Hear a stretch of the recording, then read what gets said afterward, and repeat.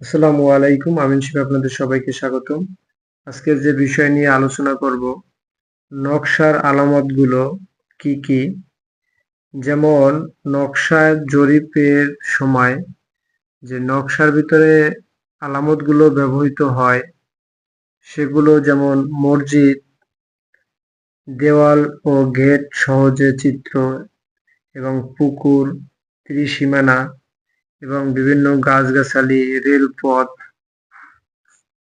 পাকা রাস্তা, তারপরে গাছপালা, এই ধরনের বিভিন্ন মসজিদ, মন্দির, গির্জা, ডাকঘর, এই ধরনের বিভিন্ন রকম যে নকশার ভিতরে আলামত গুলো দেওয়া থাকে, এগুলো থেকে আসলে বোঝা যায় যে কোথা থেকে কোন মাপটা নিতে হবে, সেটা এই নকশার আলামত দেখে বোঝা যায়। আশা করি নকশার আলামত গুলো বুঝতে পেরেছেন।